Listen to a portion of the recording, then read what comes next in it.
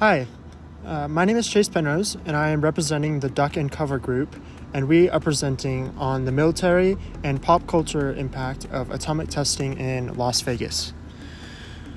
On July 16th, 1945, the world forever changed. With the detonation of the first atomic bomb during the Trinity test near Los Alamos, New Mexico, this secret town built specifically for atomic research became the birthplace of nuclear weaponry.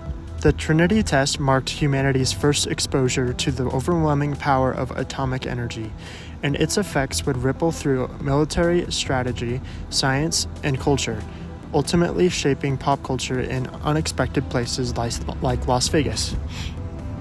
Less than a month after the Trinity test, the world witnessed the destructive force of atomic bombs on a grand scale. On August 6th and 9th, 1945, the United States dropped an atomic bomb on Hiroshima and Nagasaki, forever altering the course of history. The bombings caused immense loss of life, with over 200,000 civilians killed, leaving both cities devastated and marked by horrors of radiation. These events displayed the devastating potentials of nuclear weapons, shocking the world and prompting nations to pursue their nuclear arsenals. Realizing that other nations, particularly Russia, would soon be developing their own atomic weapons, the United States committed to continuous atomic testing to maintain military superiority. The Cold War had begun, and America was determined to remain the most powerful nuclear force. The United States initially conducted atomic tests at Bikini Atoll in the Pacific Ocean. However, after Operation Crossroads in 1946, the United States government decided they needed a testing site closer to home. I also feel that they might have realized that these tests displaced the indigenous people of Bikini Atoll, forcing them to leave their homeland permanently because of the hazardous radiation left behind. The resulting radioactive fallout contaminated the area, making it uninhabitable to this day. 4 locations were considered in this search: North Carolina, Los Alamos, and Las Vegas. Alaska's extreme weather and North Carolina's populated farmlands ruled them out, while Los Alamos was deemed too risky to ongoing atomic development. Las Vegas, with its proximity to Nils Air Force Base and supposed lifelessness of the Mojave Desert, became the chosen site.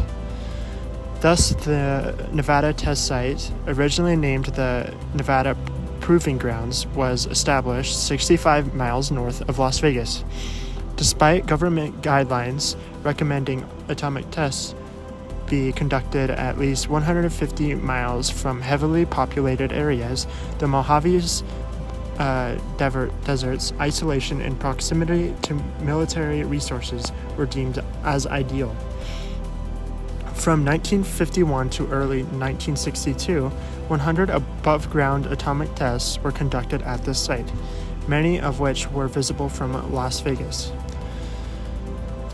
The atomic tests would forever change the image of Las Vegas, as tests lit up the desert sky, and City Chamber of Commerce saw an opportunity. Capitalizing on the spectacle, they promoted Las Vegas as a hub for atomic tourism.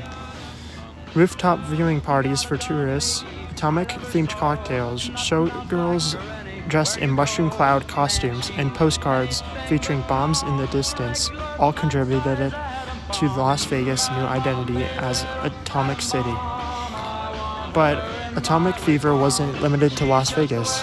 Across the U.S., atomic energy found its way into every facet of pop culture, from children's comic book heroes powered by nuclear energy to adults being sold books on how to get rich off uranium prospecting.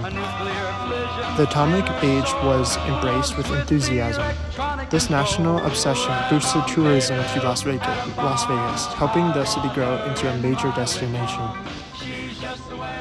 By the late 1960s, protests against atomic testing became more common. However, these movements didn't gain significant traction until the 1970s, after atomic fever had already cooled. As above-ground testing was banned in 1962 under the Nuclear Test Ban Treaty, and all further tests were moved underground, this city's atomic tourism slowly declined. And here's a video on those tests being conducted underground.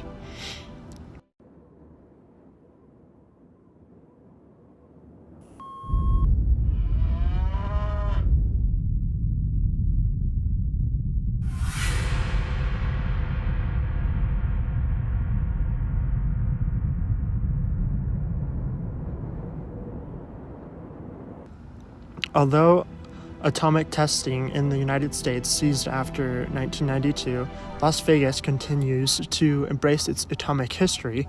Many bars still serve the classic atomic cocktail, and in 2005, the National Atomic Testing Museum opened just south of the Strip, recognized as a premier off-strip attraction. The museum invites visitors to feel the power of an atomic bomb, blending tourism and military history in true Vegas fashion.